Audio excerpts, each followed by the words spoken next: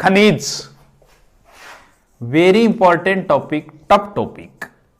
पढ़ते हैं इसे धीरे धीरे धीरे धीरे, थोड़े बहुत याद करते हैं, आराम से याद हो जाएंगे। देखो हम राजस्थान के संदर्भ में पढ़ेंगे पूरा, विश्व का भी पढ़ेंगे और भारत का भी पढ़ेंगे। मेन फोकस राजस्थान पे रखते हुए उधर चीजें पढ़ेंगे। देखो खनिज अगर बात करें हम, राजस्थान में लगभग 67 प्रकार के खनिज है, 67, 6 के साथ है 67 प्रकार, जिसमें से 44 प्रधान है, 23 गौण है। 2015 की नीति के अनुसार तो राजस्थान में खनिज है लगभग 79 प्रकार के। 2015 खनिज नीति बनती है, जैसे प्रथम खनिज नीति बनी थी 1978 में, प्रथम खनिज नीति 1978, दूसरी खनिज नीति बनी थी 1991, प्रथम भैरव सिंह शेखावत के समय बनी थी, और तीसरी खनिज नीति बनी है 2015 में, अभी 2015 के अंदर। देखो खनिजों को मुख्यतः 2 पार्टों में बांटा गया है, मुख्यतः एक तो होता है धात्विक और एक होता है अधात्विक। सबको पता है, आपको भी पता है, धात्विक अधात्विक। धात्विक का मतलब इसमें से प्रश्न बहुत कम पुटअप होता है, क्योंकि लगभग अंदाज लगा लेते हैं ये धात्विक है धात्विक, जैसे सोना है, चांदी, तांबा, लोहा, पीतल। अधात्विक के अंदर मिट्टी वाले जैसे जिप्सम है, संगमरमर है, ग्रेनाइट है, ये चीजें। इसको फिर 2 पार्टों में बांटा गया है, एक तो होता है लौह खनिज और एक अलोह खनिज। यहां से प्रश्न आता है, बहुत बार आया है, निम्न में से लौह खनिज है, अलोह खनिज है। समस्या होती है यहां, कैसे मेटे समस्या, ट्रिक याद करने के अलावा कोई इलाज नहीं है आपके पास। लोहे की HMT निकालो, मतलब लोह खनिज वाले अपने को याद करने तो लोहे से ही बना लेते हैं, लोहे की HMT निकालो, यानी लोहा खनिज में खुद लोहा तो आएगा, लोहा तो लोहा आएगा। H का मतलब हेमेटाइट, लोहे की किस्म है, छोड़ो। M का मतलब मैग्नीज, लोह खनिज में आता है। T का मतलब टंगस्टन, लोह खनिज में आता है। नी का मतलब निकिल, लोह खनिज में आता है। को का मतलब कोबाल्ट, लोह खनिज में आता है। बाकी बच गए वो, मोनिब्लेडम भी वैसे लोह में आता है, बाकी बच गए वो अलोह में आता है। लोह की HMT निकालो बस, बाकी ज्यादा ऑप्शन तांबा मिलता है, ध्यान रहे तांबा अलोह में आता है, लोह में नहीं आता। खनिजों को 67 प्रकार के है राजस्थान में, खनिजों का अजायब घर कहते हैं, वैसे खनिजों का अजायब घर छोटा नागपुर का पठार है। 67 प्रकार के खनिज है, 44 प्रधान है, 23 गौण है। वैसे अगर बात करें लौह खनिज और अलोह खनिज, लौह खनिज के अंदर राजस्थान का 4था स्थान है और अलोह खनिज के अंदर राजस्थान का 1st स्थान है। भारत के अंदर, भारत के कुल खनिज का राजस्थान में निकलता है 22%, 22% राजस्थान में निकलता है कुल खनिज का। चलो मिटा देता हूं, जिसमें से 15% धात्विक निकलता है और 25% अधात्विक खनिज निकलते हैं। कई बार प्रश्न आ जाता है एकाधिकार वाले खनिज।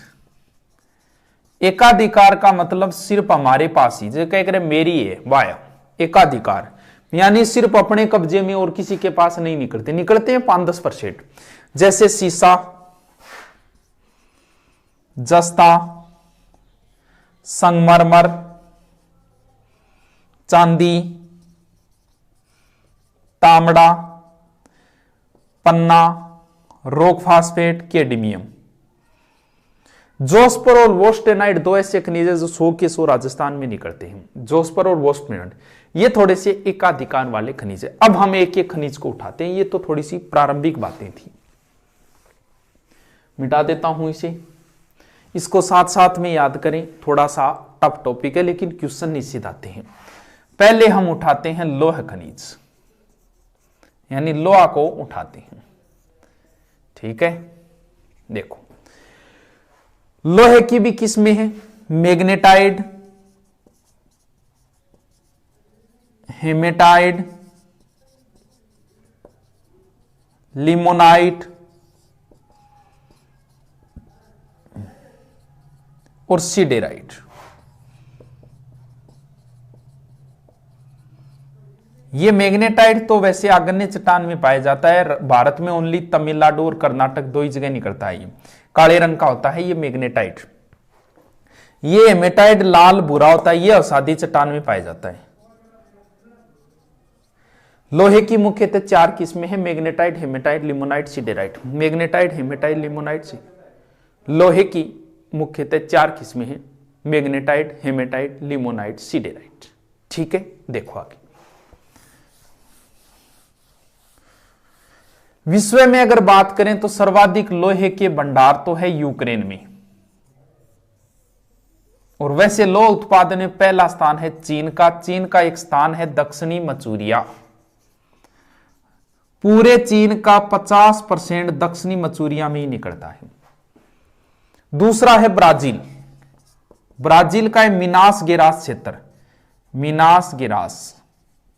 साथ साथ में इनको लिख ले, बाद में 1-2 बार पढ़ोगे याद हो जाएगा। भी थोड़ा टफ टॉपिक है, मैं भी मानता हूं। चीन का दक्षिणी मचूरिया 50% चीन का यही निकलता है, और ब्राजील का मिनास गेरास। लोहे के उत्पादन में चीन का पहला स्थान है। अब अपने को बात करनी है अपने वाली।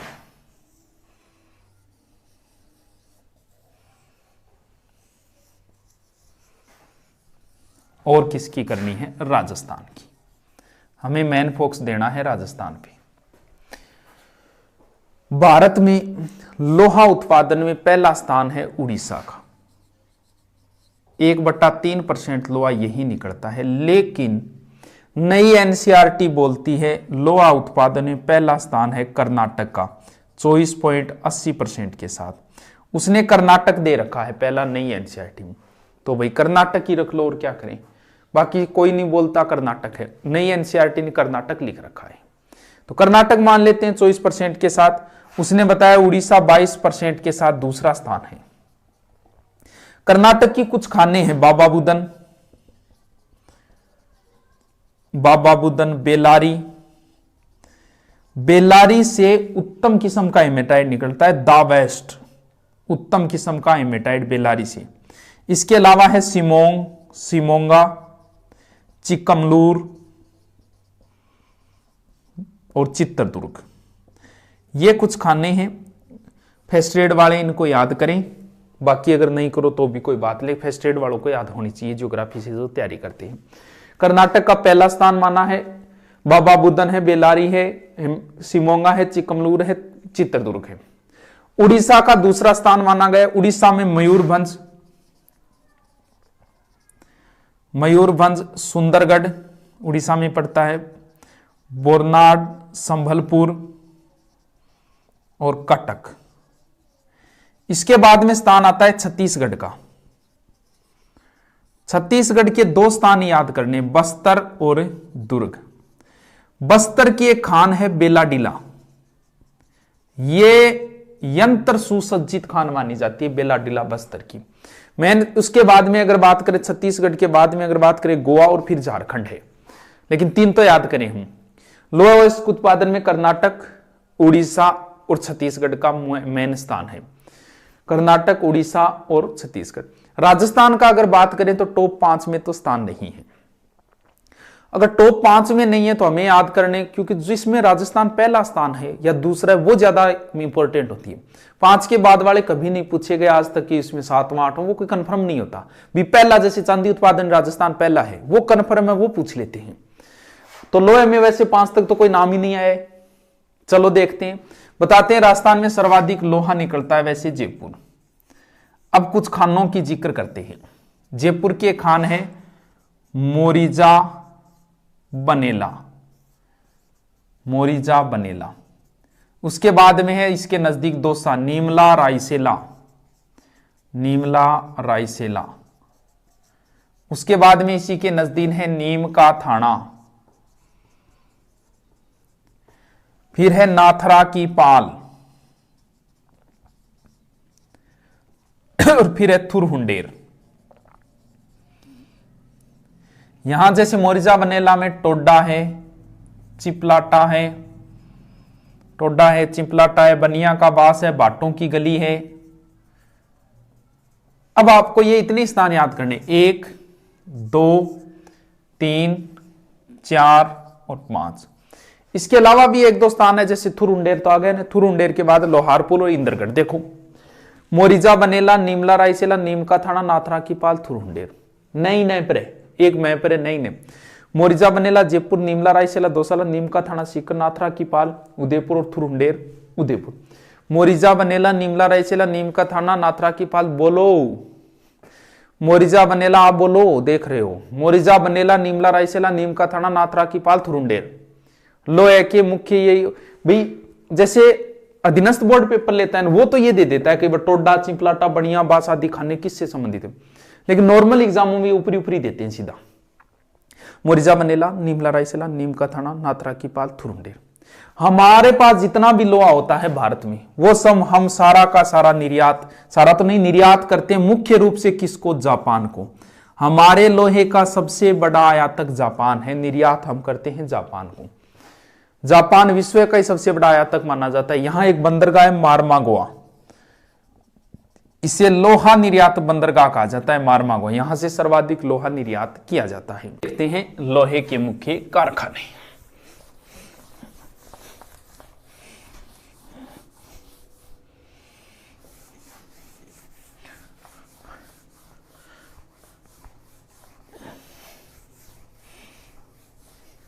देखो लोहे के कारखाने,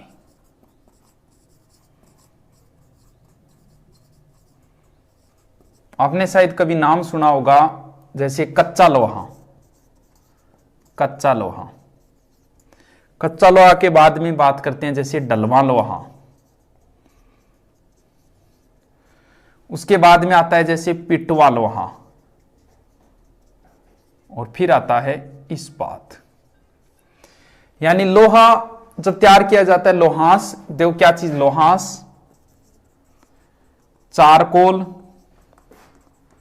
चुन्ना पत्थर, ये मिला के तैयार किया जाता है लोहा। जब ये तैयार होने के बाद ठंडा हो गया, ठंडा होने के बाद इसे कहा जाता है कच्चा लोहा। कच्चा लोहे को इच्छित आकृति दे देते हैं, भी क्या बनाना है उसे कहा जाता है, ढाल देते हैं किसी आकृति में, उसे फिर कहा जाता है डलवा लोहा। इसके बाद हो गया डलवा लोहा।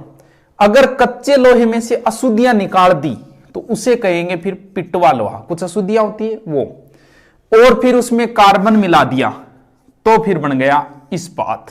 यानी पिटवा लोहे में फिर कार्बन मिला देते वो होता है इस्पात। थोड़े से कभी नाम आ जाए आगे तो ध्यान रखना कच्चा लोहा कौन सा होता है।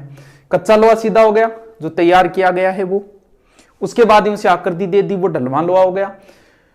कच्चे लोहे में से फिर अशुद्धियां निकालते हैं वो हो गया वैसे पिटवा लोहा, और पिटवा लोहे में कार्बन मिला दिया वो बन गया इस्पात।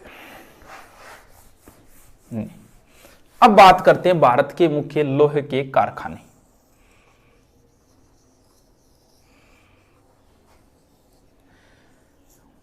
ये जो चीजें आप बना रहे हो इनके नोट्स अगर बना भी रहे हो तो आप हमेशा मैप में बनाओ, आपका टाइम बचेगा। वैसे मत लिखो इनको। आपको कोई राजस्थान की बात बनानी है आप सीधे ऐसे बना लो राजस्थान का मैप, कोई जरूरी नहीं है थाने कोई सुमठनी में कौन बेलनो, थाने थार खातर पढ़नो है। मैप में बनाओगे तो आपका टाइम बचेगा, आपको पढ़ना नहीं पड़ेगा, उस चीज को देखनी ही पड़ेगी। भारत का मैप आपको नहीं बनाना आता, नीचे सीधा वी आकृति बनाओ और ऊपर थोड़ा सा ऐसे करके जोड़ के ऐसे कर दो, कोई फर्क नहीं पड़ता। इससे कोई फर्क नहीं पड़ता कि आपका मैप कैसा बनाए, क्योंकि आपको कहीं देना थोड़ी है, खुद के लिए पढ़ रहे हो। तो इन चीजों को मैप में पढ़ोगे तो आगे आपका टाइम बचत होगा एग्जाम के नजदीक। इनको मैप में के अंदर ही बनाओ। भारत का सबसे पहले लोहे का कारखाना खुला था 1874 बर्नपुर पश्चिम बंगाल में, लेकिन यह याद नहीं करना है, असफल रहा था।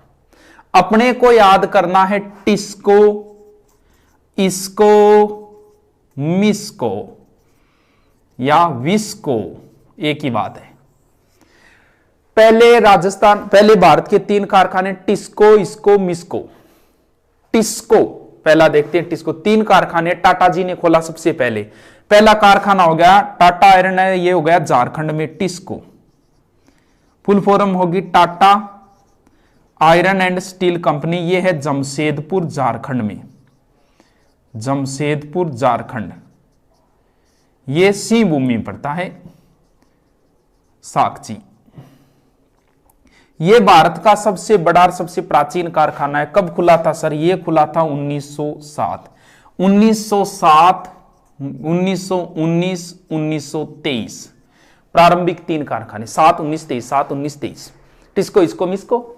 देखो, Tata iron and steel company, यहां कोयला आ जाता है जरिया और रानीगंज से, क्योंकि जो लोहे के लिए चीजें चाहिए वो तो आनी चाहिए। कोयला आता है जरिया और रानीगंज से, जरिया प्लस रानीगंज से।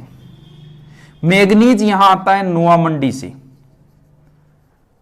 ये एक नदी, ध्यान रखना, ये कारखाना स्वर्ण रेखा और खारकोई नदी के किनारे है। खारकोई, सनरेखा और खारकोई नदी के संगम पे है। ये भारत का पहला कारखाना है, टिस्को टाटा जी ने खोला, टाटा एंड आयरन कंपनी 1907 में, जमशेदपुर झारखंड में। और नहीं याद रहो ये चीजें, बी फर्स्ट वालों को सारे याद करनी है, स्पेशल लगता है लोहा कारखाना। और बाकी याद करने हैं तो ये सीधे सौनरेखा और खारकोई नदी के संगम पे। टिस्को के बाद में है इसको, ये लो जी, इसको यहां है IISCO, Indian iron and steel company 1919। यहां भी कोयला वहीं से आता है, जरिया और रानीगंज से, जरिया प्लस रानीगंज से। उसके बाद में है VISL, Visvesvaraya iron and steel limited. यह है 1923, कर्नाटक के भद्रावती नदी किनारे, भद्रावती कर्नाटक। यह खुला था USA के सहयोग से। USA की पेरी और मार्शल कंपनी है, पेरी मार्शल कंपनी। भारत के पहले 3 कारखाने, TISCO, IISCO, MISCO. Tata iron and steel company 1907, 1923 IISCO है, Indian iron and steel company. फिर विस्को, यानी इसका पहले तो नाम था MISCO, Mysore iron and steel company, बाद में विश्वेश्वरैया कर दिया इसका। विश्वेश्वरैया एक वैज्ञानिक थे, उनके नाम पर Visvesvaraya iron and steel limited. ये भद्रावती नदी के किनारे अमेरिका की से। इसके बाद में दूसरी पंचवर्षीय योजना जो है उसमें उद्योगों को विशेष महत्व दिए गए और 3 बड़े उद्योग खुले थे। RBD, क्योंकि ये ऐसे याद रखना, पूछा गया कि द्वितीय पंचवर्षीय योजना में कौन सा उद्योग नहीं खुला था। R का मतलब राउरकेला, राउरकेला, भिलाई और दुर्गापुर, 3 हो गई। पहला देखते हैं राउरकेला, ये पड़ता है उड़ीसा में। यहां राउरकेला कहां हो गया? उड़ीसा में, सुंदरगढ़, सुंदरगढ़ में है ये। साख और कोइन नदी के संगम पे है, साख प्लस कोइन नदी के संगम। ये जो राउरकेला है ये जर्मनी के सहयोग से खुला था। जर्मनी की कंपनी है क्रुप्स और डिमांग, इन कंपनियों के सहयोग से खुला था। राउरकेला उड़ीसा में पंतरा, साख और कोइन नदी के संगम के। उसके बाद में है भिलाई, भिलाई पड़ता है छत्तीसगढ़ में, यहां बना देता हूं। भिलाई 1957 में, यह सोवियत संघ के सहयोग से खुला था, सोवियत संघ। और यह छत्तीसगढ़ के दुर्ग जिले में है। तीसरा है फिर दुर्गापुर, यह पड़ता है यहां पश्चिम बंगाल में, इधर ऊपर बना देता हूं दुर्गापुर,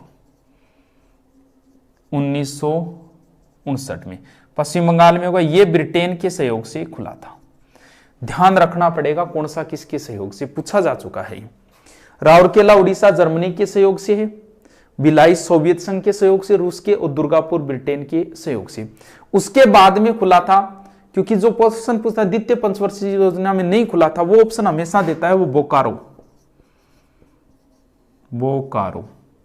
ये बोकारो है, बोकारो पड़ता है झारखंड में, यहां बना दूं, ये झारखंड में हजारीबाग जो जिला है बोकारो झारखंड, यहां ये भी सोवियत संघ के सहयोग से खुला था, सोवियत संघ के सहयोग से 1964। इसके बाद में बंदरगाह है विशाखापट्टनम, यहां भी लौह इस्पात, ये पहला बंदरगाह है जिस पर 2 बंदरगाहों पे लौह इस्पात कारखाने, ये पहला है विशाखापट्टनम। विशाखापट्टनम ये हो गया आंध्र प्रदेश में, बंदरगाह के ऊपर है। उसके बाद में खुला था विजयनगर, यहां बना देना विजयनगर, विजयनगर पड़ता है कर्नाटक में। यहां नरम इस्पात तैयार होता है, नरम इस्पात।